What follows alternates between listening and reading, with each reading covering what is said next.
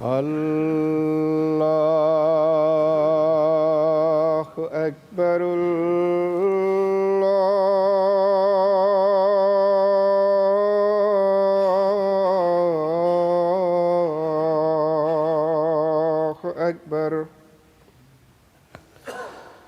اللہ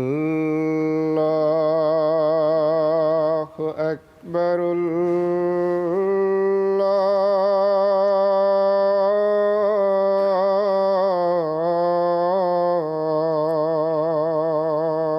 اکبر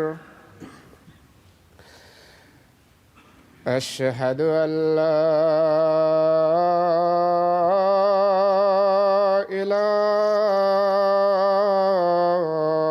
إله إلا الله أشهد أن لا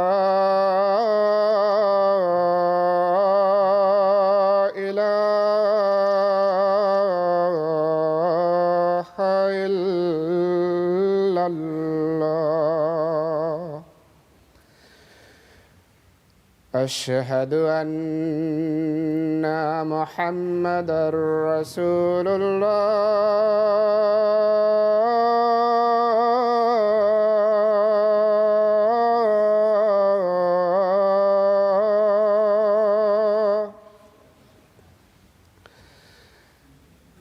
أشهد أن محمدًا رسول الله حي على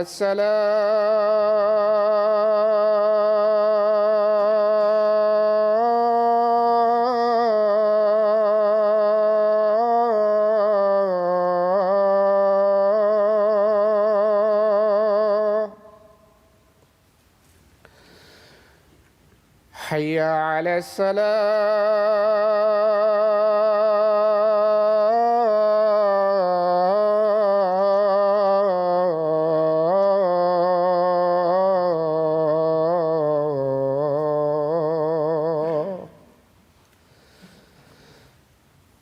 حي على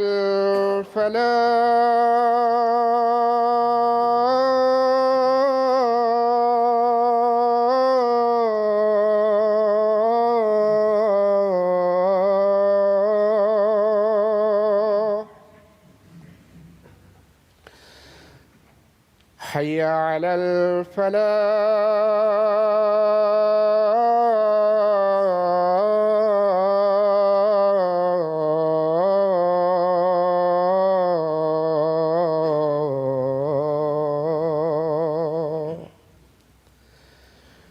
الله أكبر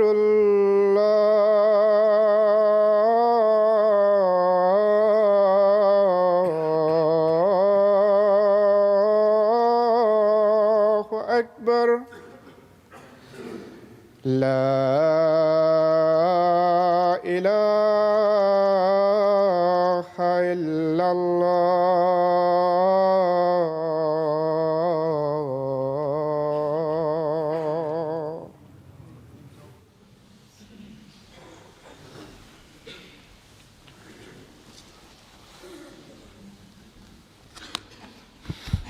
السلام علیکم ورحمۃ اللہ.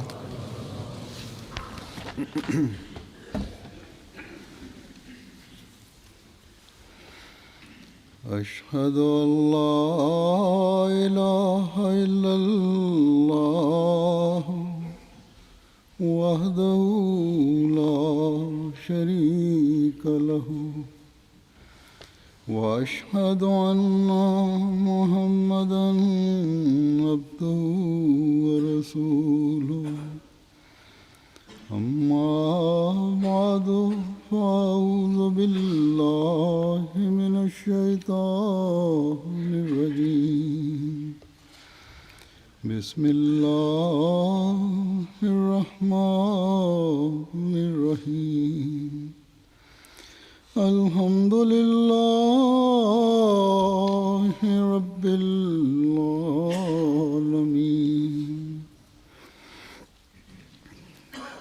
الرحمن الرحيم مالك يوم الدين إياك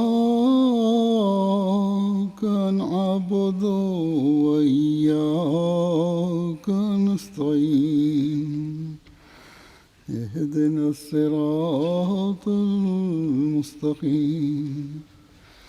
صراط الذين أنعمت عليهم غير المغضوب عليهم ولا الضالين.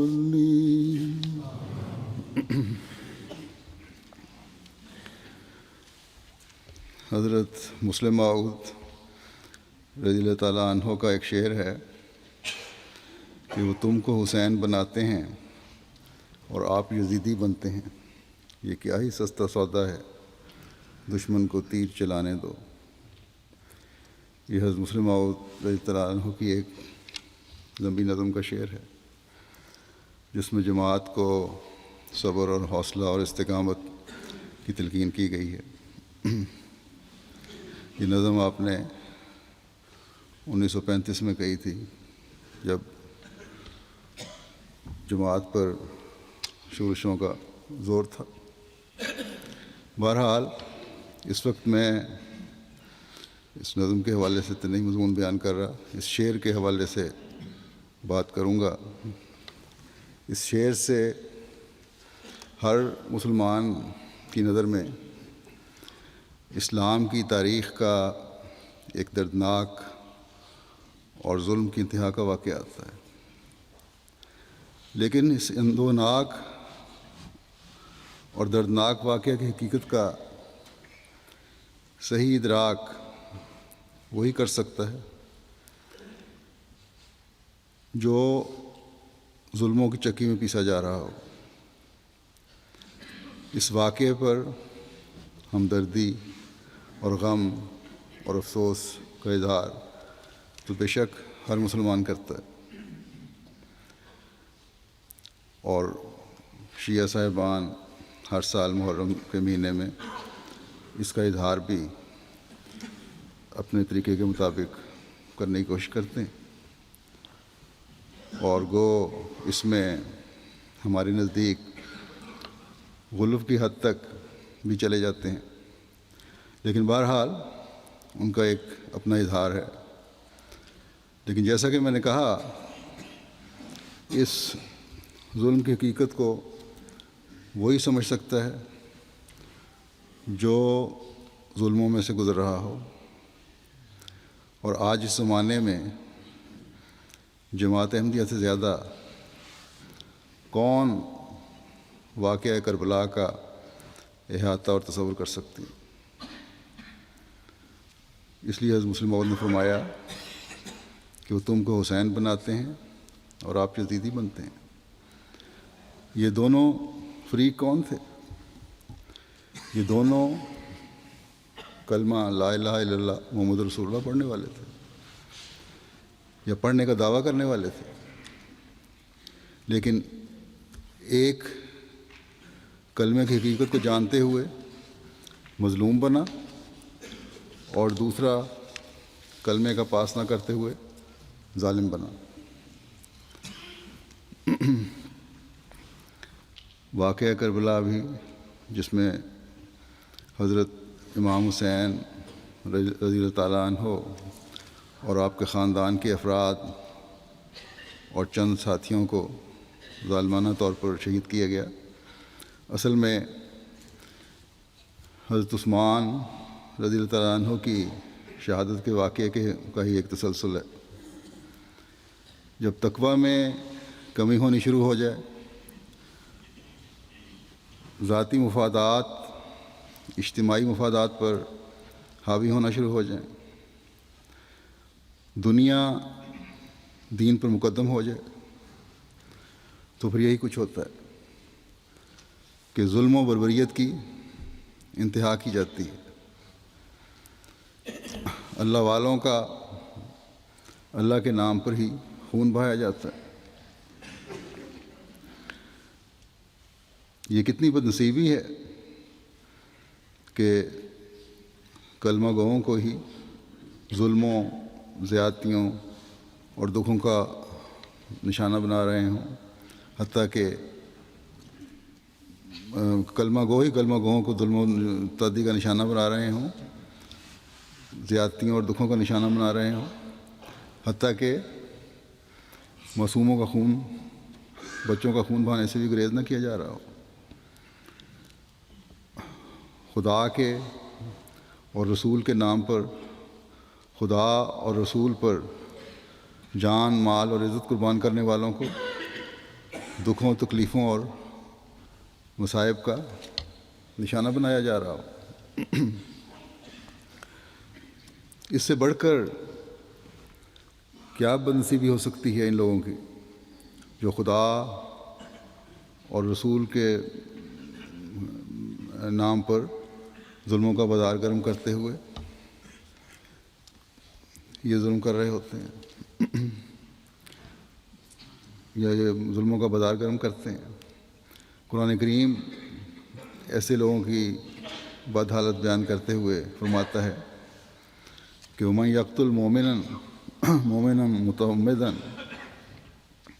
فَجَزَاؤُهُ جَهَنَّمُ خَالِدًا فِيهَا وَغَضِبَ اللَّهُ عَلَيْهِ وَلَعَنَهُ وَأَعَدَّ لَهُ عَذَابًا عَظِيمًا۔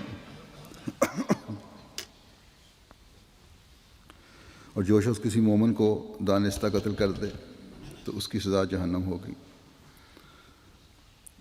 وہ اس میں لمبے عرصے تک رہتا چلا جائے گا اور اللہ کا غضب اس پر نازل ہوگا اور اسے اپنی جناب سے اللہ دور کر دے گا، اپنے سے دور ہٹا دے گا، یعنی لعنت برسائے گا اور اس کے لیے بہت بڑا عذاب تیار کرے گا۔ اللہ تعالیٰ نے ایسے شخص کے لیے ناراضگی کی انتہا کے الفاظ استعمال کیے ہیں۔ پھر یہ نہیں کہ جہنم میں ڈالا جائے گا، بلکہ لمبے عرصے کے لیے جہنم میں اس کا ٹھکانہ ہے اور پھر اللہ کا غضب اس پر برستا رہے گا اور اللہ کی لعنت کا مورد بنتا رہے گا۔ یہ جہنم، یہ اللہ کا غضب،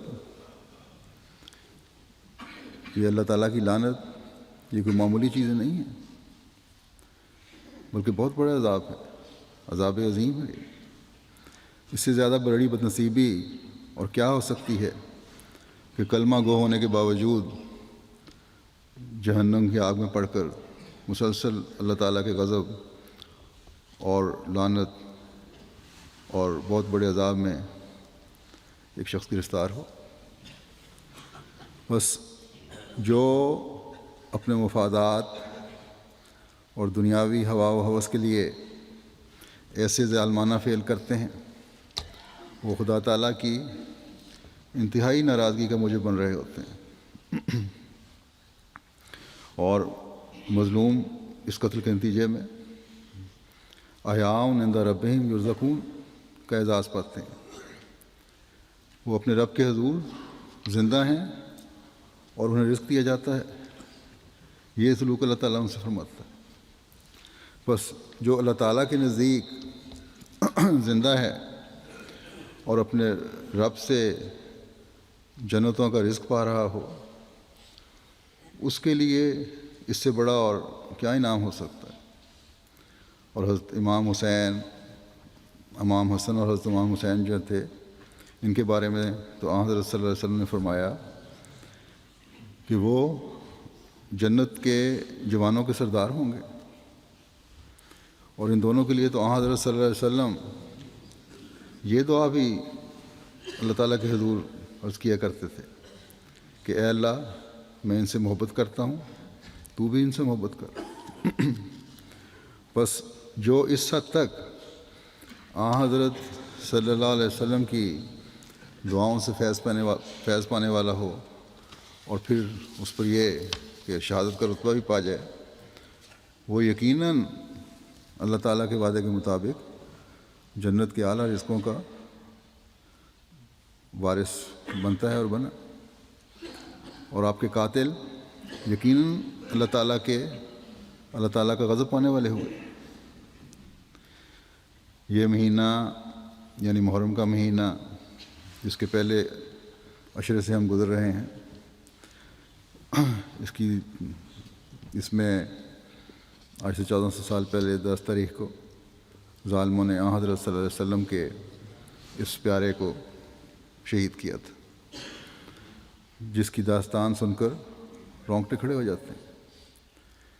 ان ظالموں کو یہ خیال نہ آیا کہ کس ہستی پر ہم تلوار اٹھانے جا رہے ہیں، لیکن جیسا کہ میں نے کہا، جب ایمان مفقود ہو جائے تو پھر سب جذبات اور احساسات مٹ جاتے ہیں،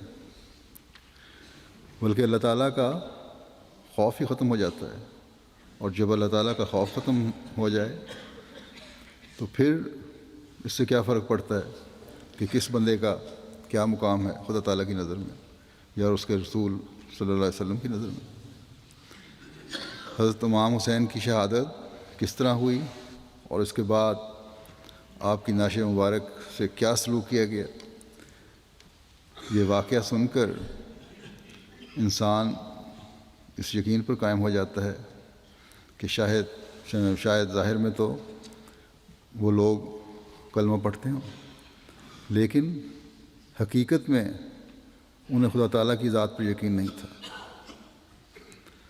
حضرت صلی اللہ علیہ وسلم انسانی قدروں کو قائم فرمانے آئے تھے۔ آپ صلی اللہ علیہ وسلم نے جنگوں کے بھی کچھ اصول و ضوابط بتائے تھے۔ اللہ تعالیٰ نے ہمیں قرآن کریم میں دشمنوں کے لیے انصاف اور حد اعتدال میں رہنے کی تلقین فرمائی۔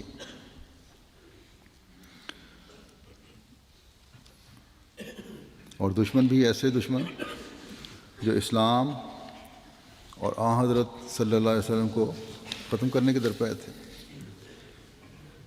ان سے بھی جنگ کی صورت میں ان کے قتل ہو جانے پر عربوں کے رواج کے مطابق جو مسلح اور لاشوں کی بے حرمتی کا رواج تھا، اس سے منع فرمایا۔ آپ صلی اللہ علیہ وسلم تو ان تمام بد عادات اور روایات کو ختم کرنے آئے تھے جس سے انسانی قدریں پامال ہوتی ہیں۔ آپ نے تو کفار سے بھی عفو اور نرمی کا سلوک فرمایا، لیکن اللہ تعالیٰ کے اس پیارے رسول کے پیارے نواسے جس کے لیے آپ اللہ تعالیٰ سے یہ دعا فرماتے تھے کہ اے اللہ میں اس سے محبت کرتا ہوں، تو بھی اس سے محبت کرنا۔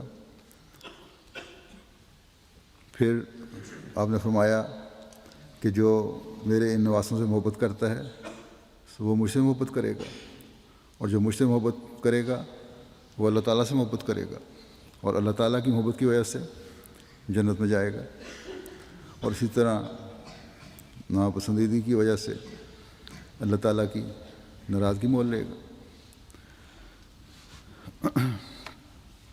جن کو کسی سے صحیح عشق اور محبت ہو وہ اس کے پیاروں کو بھی پیارا رکھتے ہیں۔ یہ نہیں کہ ایک طرف تو عشق کا دعویٰ ہو اور جو اس معشوق کے محبوب ہوئیں ان کی اولادیں ہیں ان سے نفرت ہو،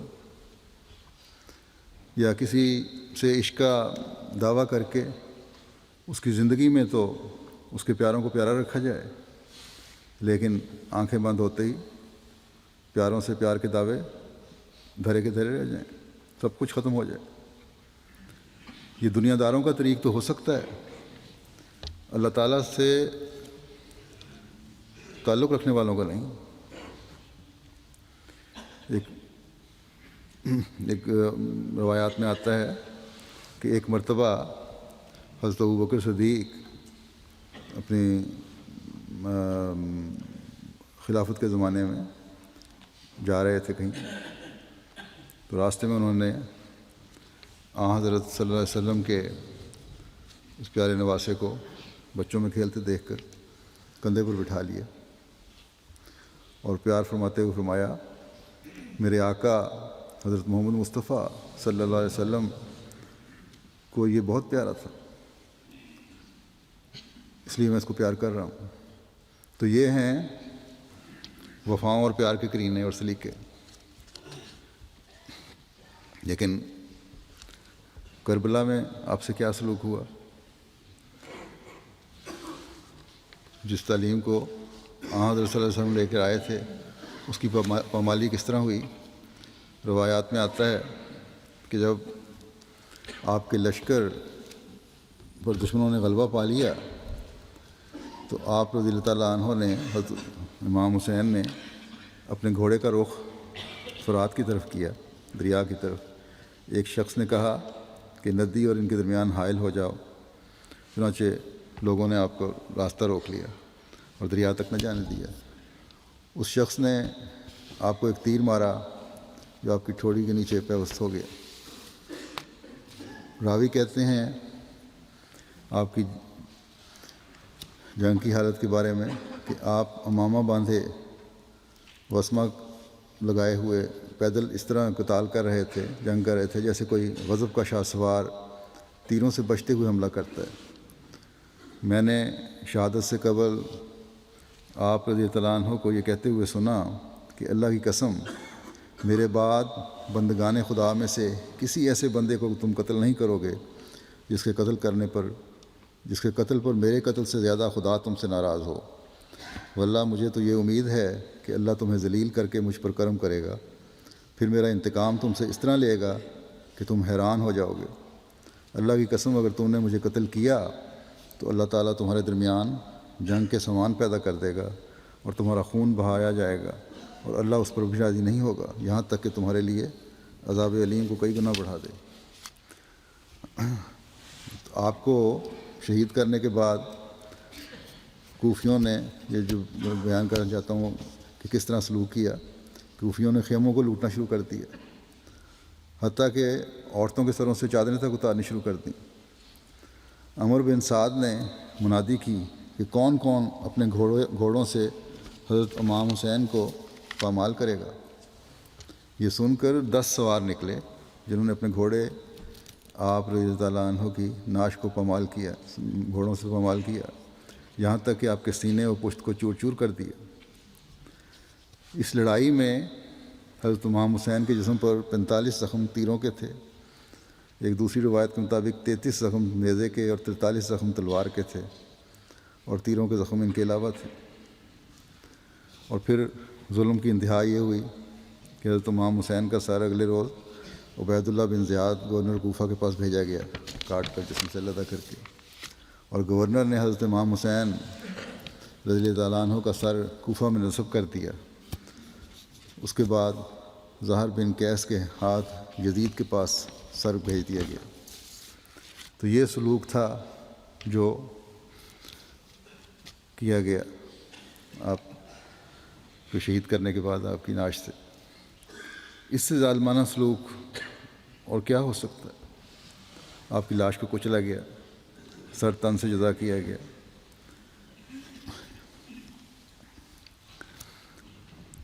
اس طرح لاش کی بے حرمتی شاید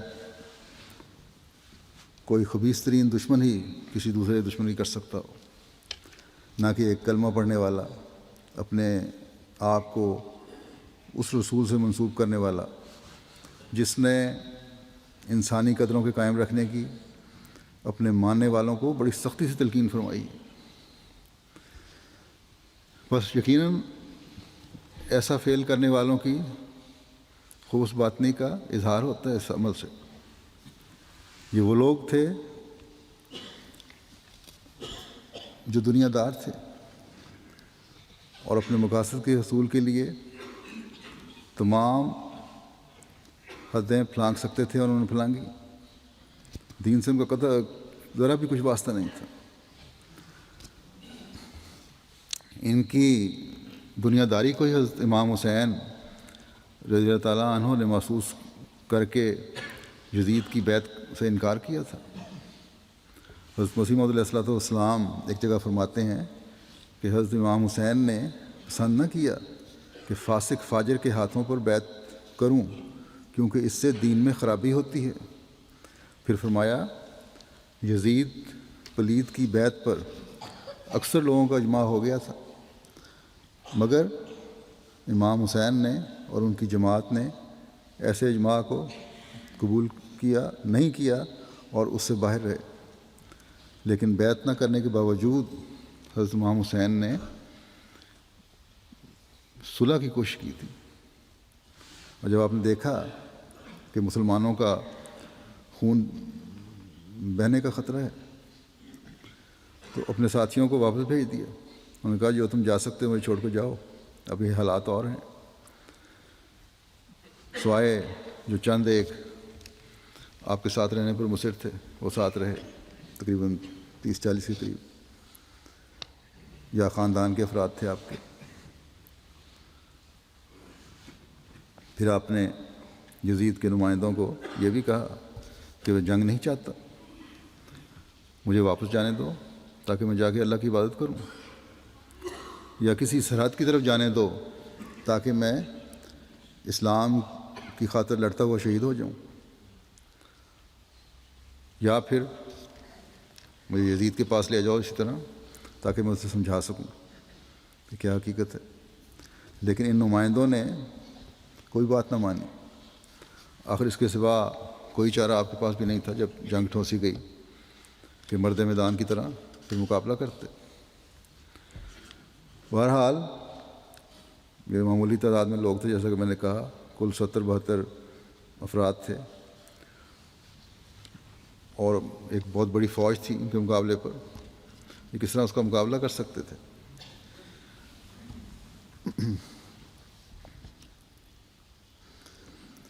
بہرحال انہوں نے ایک صحیح مقصد کے لیے، جیسا کہ حضرت مسیح علیہ السلام نے بیان فرمایا ہے، اپنی جانیں قربان کر دی اور ایک ایک کر کے شہید ہوتے گئے۔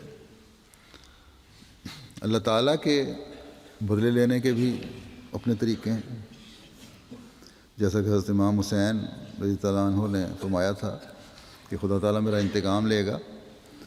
اللہ تعالیٰ نے لیا۔ یزید تو عارضی کامیابی بظاہر حاصل ہوئی، لیکن کیا آج کوئی یزید کو اس کی نیک نامی کی وجہ سے یاد رکھتا ہے؟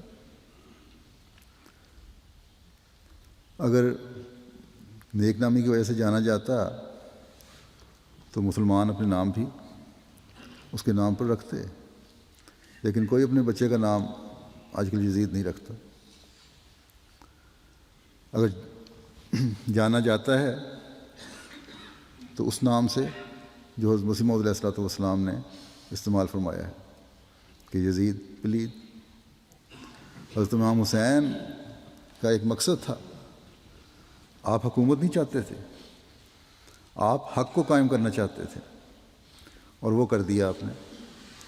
حضرت مسلم موعود رضی اللہ عنہ نے اس کی بڑی اعلیٰ تشریح فرمائی ہے کہ وہ اصول جس کی تائید میں حضرت امام حسین کھڑے ہوئے تھے، یعنی انتخاب خلافت کا حق اہل ملک کو ہے، جماعت کو ہے، کوئی بیٹا اپنے باپ کو بطور وراثت اس حق پر قائم نہیں کر سکتا۔ یہ اصول فرمایا کہ یہ اصول آج بھی ویسا ہی مقدس ہے جیسے پہلے تھا، بلکہ حضرت امام حسین کی شہادت نے اس حق کو اور بھی نمایاں کر دیا۔ بس کامیاب حضرت امام حسین ہوئے، نہ کہ یزید۔ اور پھر قدرت کا ایک اور طریقے سے انتقام دیکھیں، یہ کیسا بھیانک انتقام ہے۔ اس کے بارے میں بھی حضرت مسلم موعود نے اپنی کتاب خلافت راشدہ میں اس واقعے کا ذکر کیا ہے کہ تاریخ میں لکھا ہے کہ یزید کے مرنے کے بعد جب اس کا بیٹا تخت نشین ہوا، جس کا نام بھی اپنے دادا کے نام پر معاویہ ہی تھا، تو لوگوں سے بیعت لینے کے بعد وہ اپنے گھر چلا گیا اور 40 دن تک باہر نہیں نکلا۔ پھر ایک دن وہ باہر آیا اور ممبر پر کھڑے ہو کر لوگوں سے کہنے لگا کہ میں نے تم سے اپنے ہاتھ پر بیعت لی ہے، مگر اس لیے نہیں کہ میں اپنے آپ کو تم سے بیعت لینے کا اہل سمجھتا ہوں، بلکہ اس لیے کہ میں چاہتا تھا کہ تم میں تفرقہ پیدا نہ ہو۔ اور اس وقت سے لے کر اب تک میں گھر میں یہی سوچتا رہا کہ اگر تم میں کوئی شخص لوگوں سے بیعت لینے کا اہل ہو تو میں یہ عمارت اس کے سپرد کر دوں اور خود بری ذمہ ہو جاؤں، مگر باوجود غور کرنے کے مجھے تم میں سے کوئی ایسا آدمی نظر نہیں آیا۔ اس لیے اے لوگو، یہ اچھی طرح سن لو کہ میں اس منصب کے اہل نہیں ہوں، اور میں یہ بھی کہہ دینا چاہتا ہوں کہ میرا باپ اور میرا دادا بھی اس منصب کے اہل نہیں تھے۔ میرا باپ حسین سے درجہ میں بہت کم تھا، اور اس کا باپ حسن حسین کے باپ سے کم درجہ رکھتا تھا۔ علی رضی اللہ تعالیٰ عنہ اپنے وقت میں خلافت کا حقدار تھا، اور اس کے بعد بنسبت میرے دادا اور باپ کے حسن اور حسین خلافت کے زیادہ حقدار تھے، اس لیے میں اس عمارت سے سب کو دوش ہوتا ہوں۔ اب دیکھیں کس طرح بیٹے نے ہی اپنے باپ دادا کے منہ پر یہ باتیں کہہ کے تماچا مارا ہے، اس لیے کہ خوف خدا تھا، اس لیے کہ تقوی کی کچھ رمق تھی اس میں۔ دنیا داروں کے ہاں بھی نیک اولاد، حقیقت پسند اولاد، انصاف سے کام لینے والی اولاد پیدا ہوتی ہے۔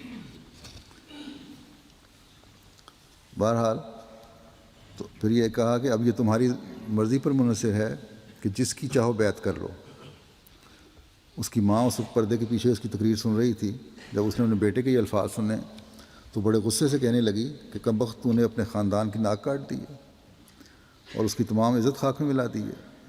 وہ کہنے لگا جو سچی بات تھی وہ میں نے کہہ دی ہے، اب آپ کی مرضی ہو، جو مرضی ہو مجھے کہیں۔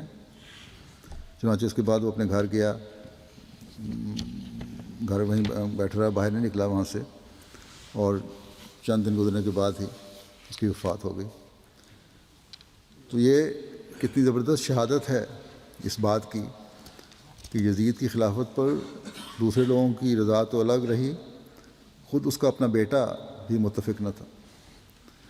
یہ نہیں کہ بیٹے نے کسی لالچ کی وجہ سے ایسا کیا ہو، یہ بھی نہیں کہ اس نے کسی مخالفت کے ڈر سے ایسا کیا ہو، بلکہ اس نے اپنے دل میں سنجیدگی کے ساتھ غور اور فکر کرنے کے بعد یہ فیصلہ کیا کہ میرے دادا سے علی کا حق زیادہ تھا اور میرے باپ سے حسن اور حسین کا حق زیادہ تھا، اور میں اس بوجھ کو اٹھانے کے لیے تیار نہیں ہوں۔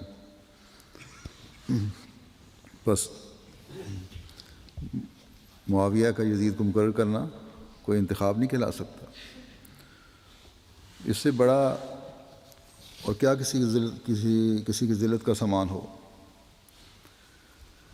کہ اولاد خود اپنے باپ کی حقیقت ظاہر کر کے اسے کمتر ثابت کر رہی ہو۔ بس حضرت امام حسین کی قربانی ہمیں بہت سے سبق دیتی ہے۔ اپنے حق کے سامنے کھڑے ہو کر دنیا میں حق پھیلا دیا، اپنی جان کے نذرانہ پیش کر کے حق کو قائم فرما دیا۔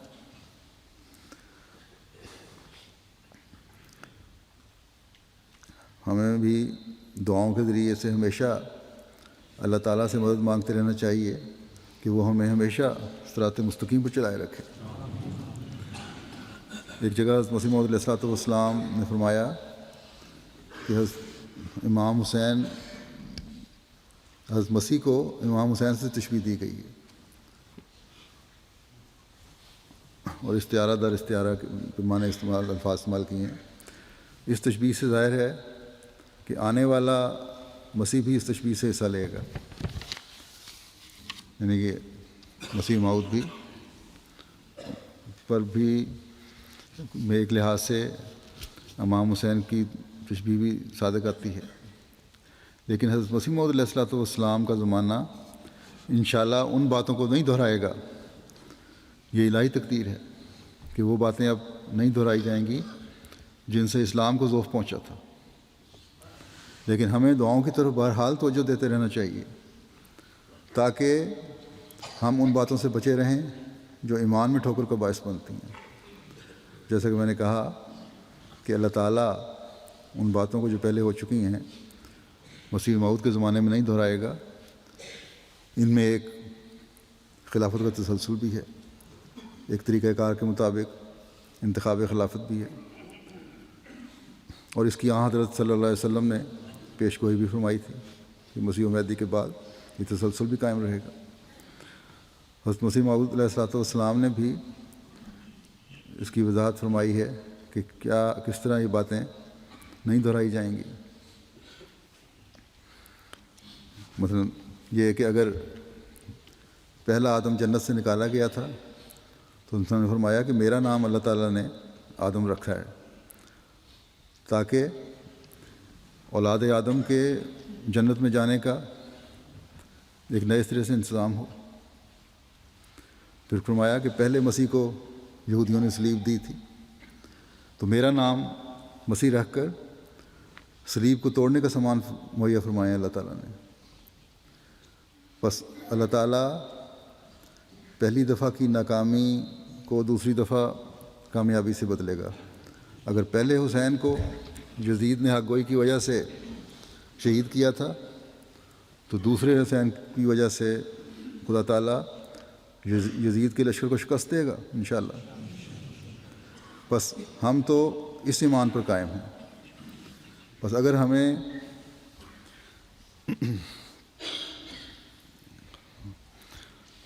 محرم کا مہینہ کوئی سبق دیتا ہے تو یہ ہے کہ ہم حضرت صلی اللہ علیہ وسلم پر اور آپ کی آل پر ہمیشہ درود بھیجتے رہیں.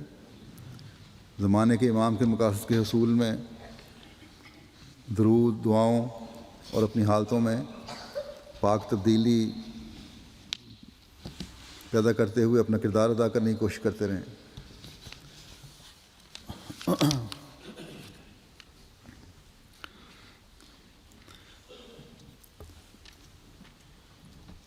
اور یزیدی صفت لوگوں کے سامنے استقامت دکھاتے ہوئے ہمیشہ ڈٹے رہیں. لیکن اس مرتبہ یزید کامیاب نہیں ہوگا بلکہ حسینی ہی کامیاب ہوں گے. استقامت کی توفیق بھی اللہ تعالیٰ کی مدد سے ہی ملتی ہے، اور اللہ تعالیٰ کی مدد کے لیے اللہ تعالیٰ نے دعا اور صبر کا ارشاد فرمایا ہے.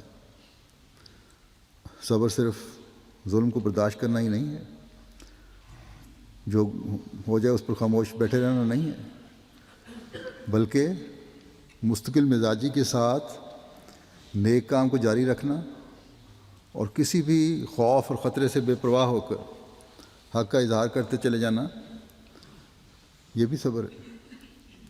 بس حضرت امام حسین نے جو حق کے اظہار کے نمونے ہمارے سامنے قائم فرمائے ہیں اسے ہمیں ہر وقت پکڑے رہنا چاہیے، اور اگر ہم اس پر قائم رہے تو ہم اس فتح اور کامیابی کا حصہ بنیں گے جو حضرت مسیح موعود علیہ الصلوۃ والسلام کے ساتھ مقدر ہے انشاءاللہ. دعاؤں کی قبولیت کے لیے درود شریف جو ہے بہت اہم چیز ہے. حضرت مسیح موعود علیہ الصلوۃ والسلام نے بھی اس طرف توجہ دلائی ہے، احادیث میں بھی اس طرف بہت زور دیا گیا ہے، ذکر آتا ہے. اور سب سے بڑھ کر اللہ تعالیٰ نے قرآن کریم میں بھی درود کی طرف توجہ دلائی ہے. اس لیے ہمیں عموماً درود کی طرف متوجہ رہنا چاہیے، اور اس مہینے میں خاص طور پر اس طرح توجہ رکھنی چاہیے. جیسا کہ ایک مرتبہ پہلے خلیفۃ مسیح رابع نے بھی اس کی خاص تحریک فرمائی تھی تو میں بھی اس کا اعادہ کرتے ہوئے یاد دہانی کرواتا ہوں کہ اس مہینے میں درود بہت پڑھیں. یہ سب سے بہترین اظہار ہے جذبات کا جو کربلا کے واقعہ پہ ہو سکتا ہے، جو ظلموں کو ختم کرنے کے لیے اللہ تعالیٰ کی مدد چاہنے کے لیے ہو سکتا ہے.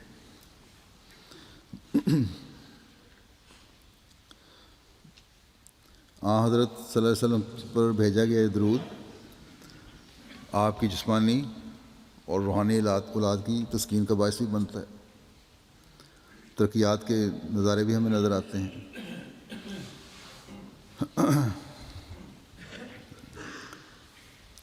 حضرت صلی اللہ علیہ وسلم کے پیاروں سے پیار کا ایک بہترین اظہار بھی یہ ہے، اور اس زمانے میں آپ کے عاشق صادق مسیح موعود علیہ الصلوۃ والسلام کے مقاصد کی تکمیل میں یہ درود بھی بے انتہا برکتوں کے سامان لے کر آئے گا انشاءاللہ تعالی۔ اللہ تعالیٰ ہمیں ان دنوں میں خاص طور پر درود پڑھنے کی زیادہ سے زیادہ درود پڑھنے کی توفیق عطا فرمائے،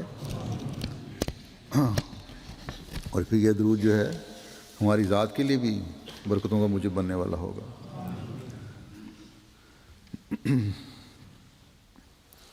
آخر میں حضرت امام حسین رضی اللہ عنہ کے بارے میں، ان کے مقام کے بارے میں حضرت مسیح موعود علیہ الصلوۃ والسلام کا ایک اقتباس پڑھوں گا، جس کو ہر احمدی کو ہمیشہ اپنے پیش نظر رکھنا چاہیے۔ کیا مقام دیا ہے حضرت مسیح موعود نے؟ فرمایا کہ واضح ہو کہ جو شخص، کسی نے اطلاع دی تھی حضرت مسیح موعود علیہ السلام کو کہ امام حسین کے مقام اور رتبے کے بارے میں کسی احمدی نے غلط بات کی ہے، تو اس پر آپ نے فرمایا کہ مجھے اطلاع ملی ہے کہ بعض نادان آدمی جو اپنے تئیں میری جماعت کی طرف منسوب کرتے ہیں، حضرت امام حسین رضی اللہ تعالیٰ عنہ کی نسبت یہ کلمات منہ پر لاتے ہیں کہ نعوذ باللہ حسین بوجہ اس کے کہ ان نے خلیفہ وقت یعنی یزید سے بیعت نہیں کی، باغی تھا اور یزید حق پر تھا، لعنت اللہ علی الکاذبین۔ مجھے امید نہیں کہ میری جماعت کے کسی راست باز کے منہ پر ایسے خبیث الفاظ نکلے ہوں۔ فرمایا بہرحال میں اس اشتہار کے ذریعے سے اپنی جماعت کو اطلاع دیتا ہوں کہ ہم اعتقاد رکھتے ہیں کہ یزید ایک ناپاک طبع دنیا کا کیڑا اور ظالم تھا، اور جن معنوں کی روح سے کسی کو مومن کہا جاتا ہے وہ معنی اس میں موجود نہ تھے۔ مومن بننا کوئی امر سہل نہیں ہے۔ اللہ تعالیٰ ایسے شخص کی نسبت فرماتا ہے قالت الاعراب آمنا قل لم تؤمنوا ولکن قولوا اسلمنا۔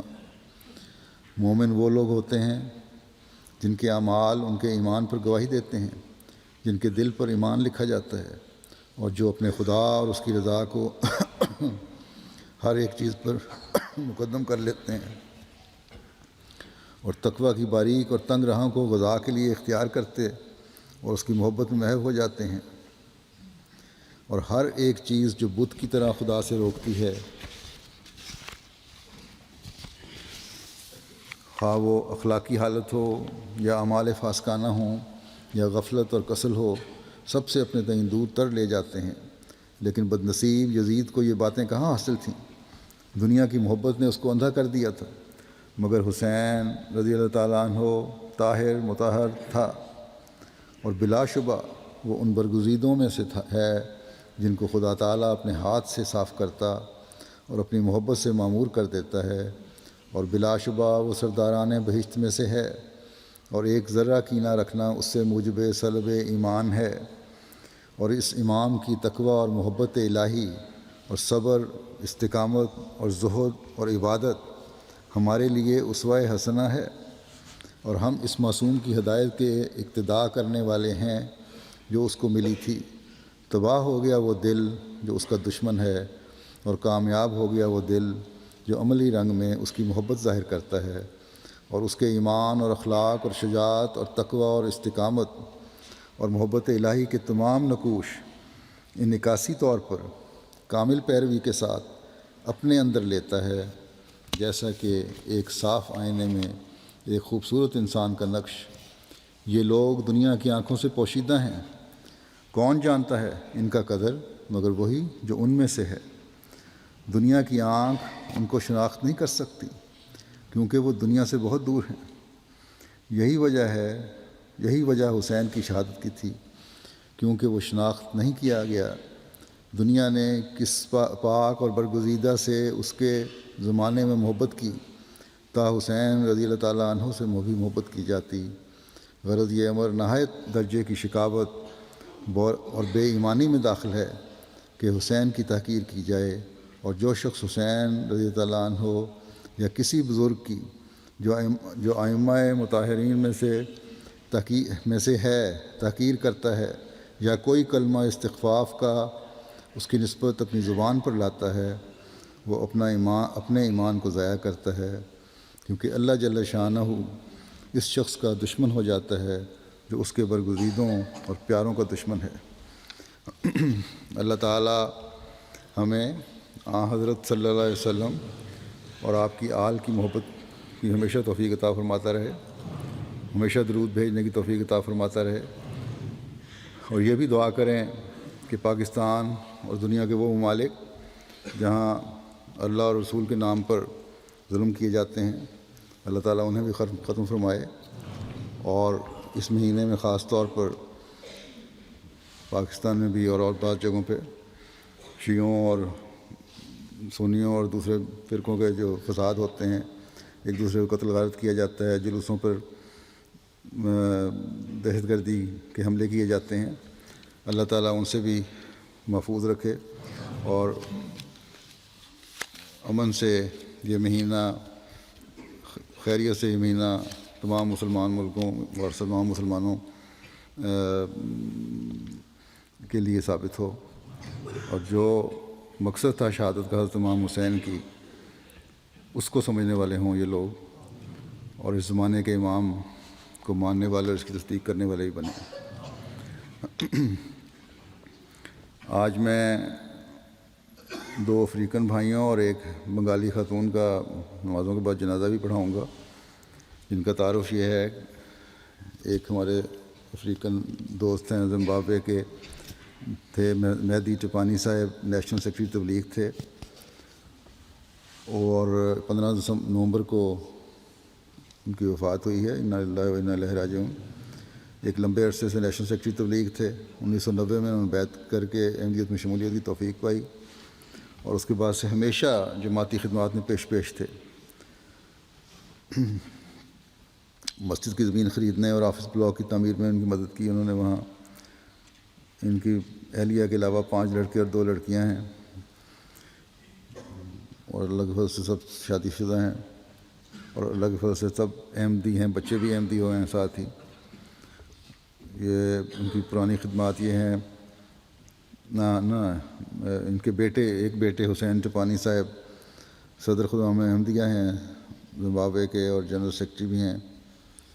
ان کی بہو صدر لجنہ معلّہ ہیں، وہاں 69 سال مرحوم کی عمر تھی، اللہ تعالیٰ ان کی درجات بلند کرے۔ دوسرا جنازہ ہے ڈاکٹر الحاج بابوکر گئی صاحب کا، یہ منسٹر آف ہیلتھ رہے ہیں گیمبیا کے۔ ڈاکٹر الحاج، جیسا میں نے بتایا، ابو بکر گائی صاحب ہیلتھ اینڈ سوشل ویلفیئر کے منسٹر رہے، 2 دسمبر کو ان کی وفات ہوئی ہے، انا للہ و انا الیہ راجعون۔ 1940 میں بانجل میں پیدا ہوئے گیمبیا میں، 73 میں ماسکو سے جنرل میڈیسن کی ڈگری حاصل کی، مختلف ہسپتالوں میں ملک کے خدمات انجام دیتے رہے۔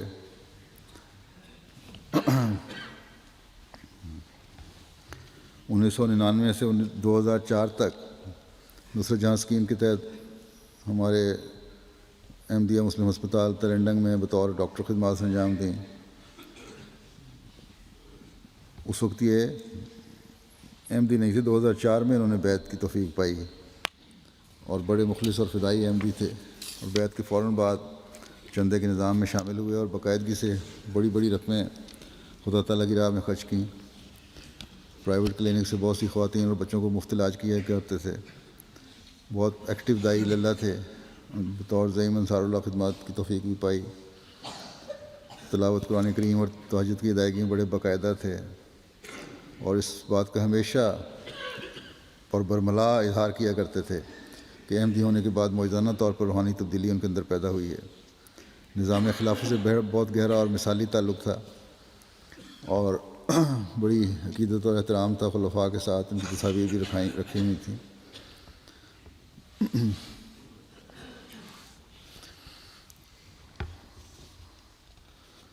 2009 میں آپ کا تقرر بطور منسٹر ہوا اور آپ کی وفات پر پارلیمنٹ کا اجلاس بھی ہوا، جس میں تمام سرکاری افسران نے اور اسپیکر نے ان کی سچائی اور قوم کا خادم ہونے اور وفاداری اور اخلاص اور محنتی ہونے اور سچے مسلمان ہونے کا ذکر کیا۔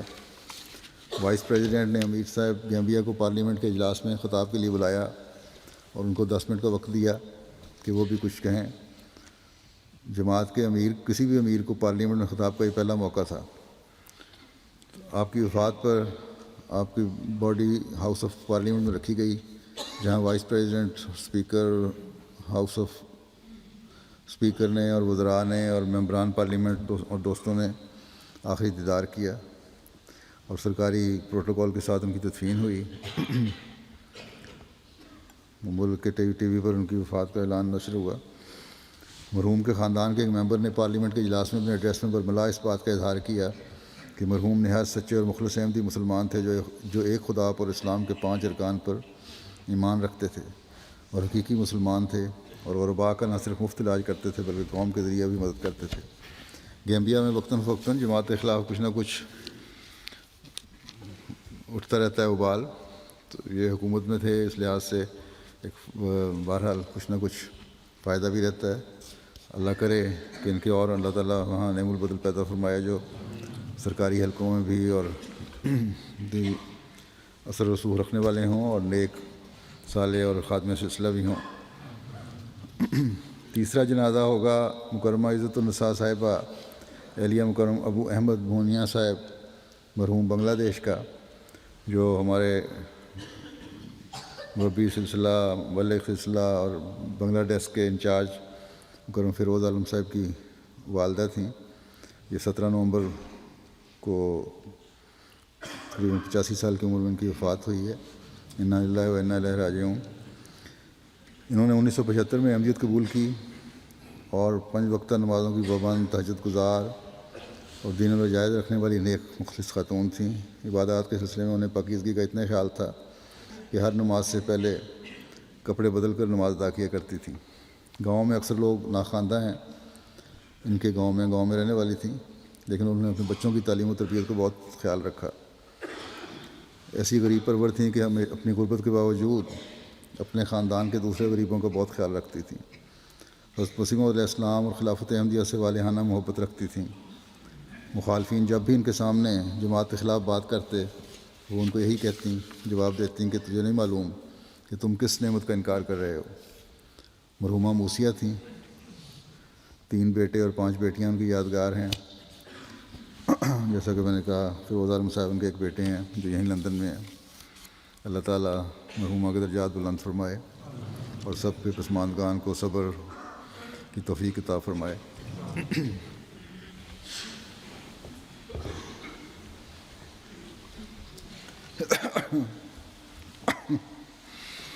الحمد للہ نحمده ونستعینه ونستغفره ونؤمن به ونتوکل علیہ ونعوذ باللہ من شرور انفسنا ومن سیئات اعمالنا من يهده الله فلا مضل له ومن يضلله فلا هادي له ونشهد أن لا إله إلا الله ونشهد أن محمدا عبده ورسوله عباد الله رحمكم الله إن الله يأمر بالعدل والإحسان وإيتاء ذي القربى وينهى عن الفحشاء والمنكر والبغي يعظكم لعلكم تذكرون اذكروا الله يذكركم وادعوه يستجب لكم ولذكر الله أكبر